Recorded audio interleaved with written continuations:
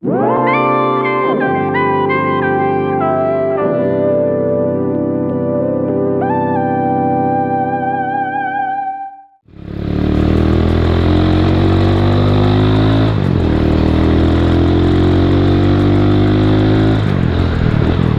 nako.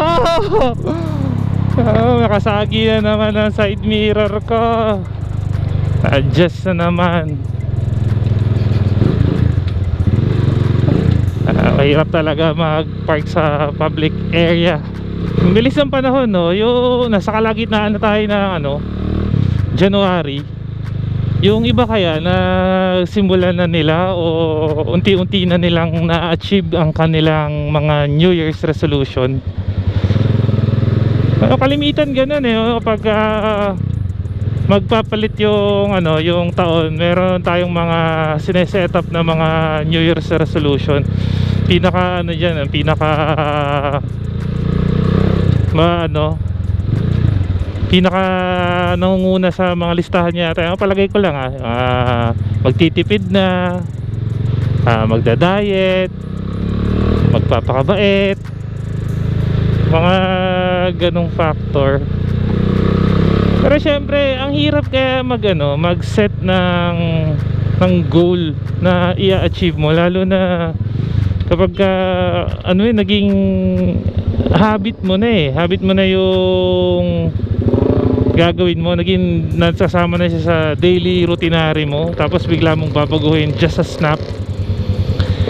Kaya mahirap din talaga yung New Year's resolution yan. Pero wala namang masama sa paggawa ng New Year's resolution, lalo na kung sa ikabubuti tsaka ika-improve mo. Ako nung bata ako, mahilig ako gumawa ng New Year's resolution hanggang sa naging pilosopo na ako na ang New Year's resolution ko para sa taon na to hindi na ako gagawa ng New Year's resolution. Pero kung for good or para sa magbe-benefit yung sarili mo, hindi kasi yung gagawa ka ng New Year's resolution para lang i-impress yung ibang tao, tapos para gawin yung gustong ipagawa ng ibang tao. Maganda talaga ikaw magbe-benefit. Parang ako malakas at mabisyo ako sa pag-inom. So ang New Year's resolution ko, kahit hindi naman New Year, pilit kong ina-achieve yun na maging gradual and occasional na lang ang pag-inom ko. Kaso nga lang masakit na paano yung pag-araw-araw may okasyon, di araw-araw ang inom. Tapos sa pag-ipon din ng pera, sa pagiging hindi gastador, yan yung mga pinaplano ko. Ayun, syempre marami iba't ibang klaseng New Year's resolution ang naiisip ng bawat isa sa atin Pero ako kasi ang thinking ko dyan sa paggawa ng New Year's resolution, wag muna yung gagawin mo New Year's resolution mo para lang matupad. Lalapit tayo sa katotohanan. Kunyari sabihin mo, gusto ko nang maging matipid, magtitipid na ako para makapag-ipon na ako. Tapos ang expense mo kada araw nasa pagpalagay nating 300 to 400.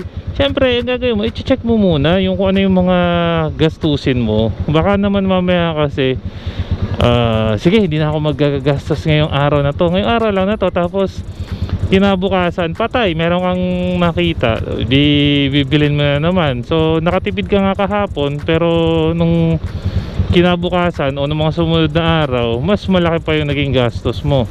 Kaya mas maganda talaga paunti-unti. For example, sa magtitipid ka, simulan mo muna na kung ang expense mo everyday is 400, bawas mo siya ng ng 100, kayo mo 300 na lang.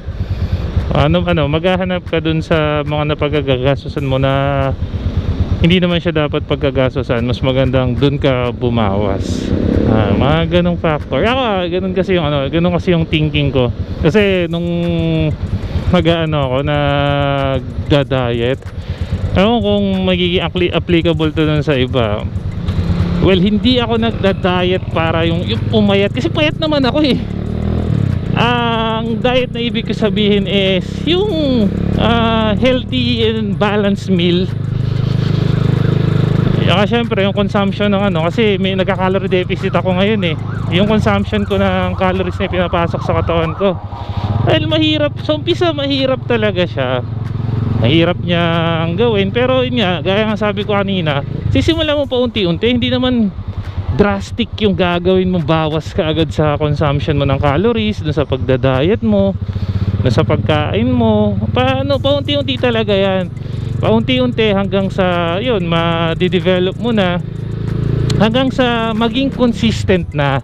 Yun ang pinakamahirap sa paggawa rin nga ng New Year's resolution sa palagay ko eh. Kasi nandun yung idea, maganda yung goal mo. Kasi para ma-develop mo yung sarili mo, para rin sa'yo yan. Ang problema kasi yung consistency, yung kung paano mo itutuloy-tuloy yan. Kasi syempre napakaraming temptation dyan. Kunyari yung sabihin mo, magpapakabait na ako, kaso nga lang meron kang mga kasamang tao na susubukin talaga yung pasensya mo. Tapos yung magtitipid na, sige magtitipid na, yes, napagtipid ka ng ng 3 months, ang laki na ng natipid mo. Tapos nadaan ka ngayon, napunta ka sa mall. Pagdaan mo sa mall, biglang big sale, mega sale, patay. Tapos makikita mo yung gusto mong shoes, yung bag, patay tayo dyan eh. Ayun nga, kailangan, yun yung pinakamahirap eh, yung consistency, tsaka feeling ko yung devotion mo dun sa New Year's resolution. Kayo, ano bang mga New Year's resolution ninyo na yun, pinaplano o yung mga sinisimula ng gawin ngayong 2024? Tsaka ang pinakamaganda dyan, kung meron talaga tayong plano, kung meron tayong gustong gawin, simulan natin.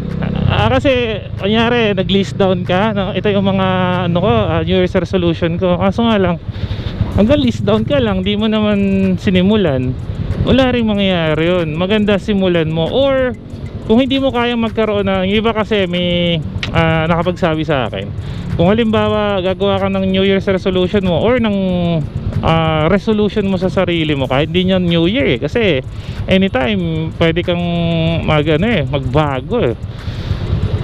Yun, kung halimbawa hindi mo kaya masyadong marami yung 10, try mo muna 5, tapos dun sa 5 na yun, tignan mo kung ano yung top 3, tapos simulan mo muna yung top 3 na yun, hanggang sa eventually kapag naging consistent ka na, dagdag mo yung isa dun sa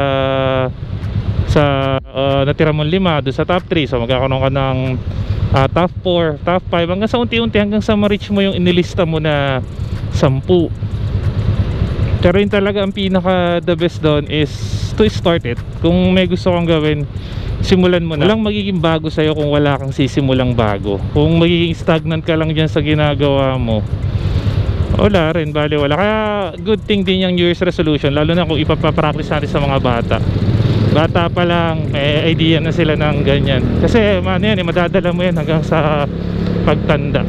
Ako sana magawa ko yung aking mga pinaplano, aking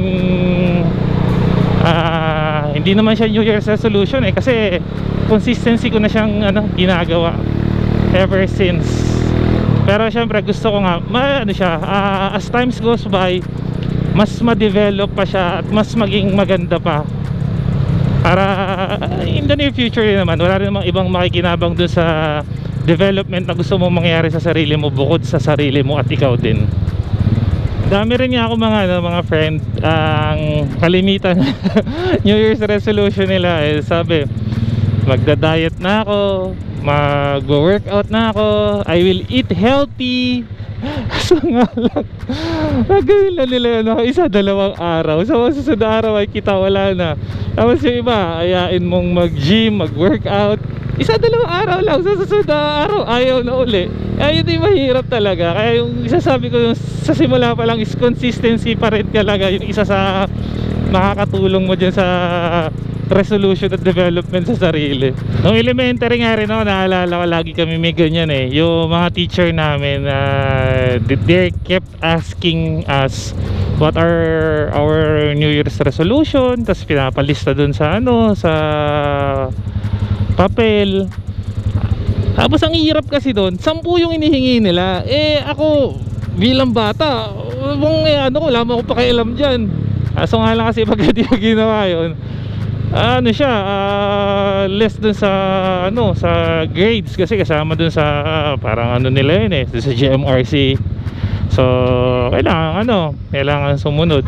Todo isip ako noon. Ang hirap kaya mag-isip ng 10. Lagi ako kasi ang lagi nasa isip ko noon nung bata ako, magiging mabait, mag-aaral na mabuti.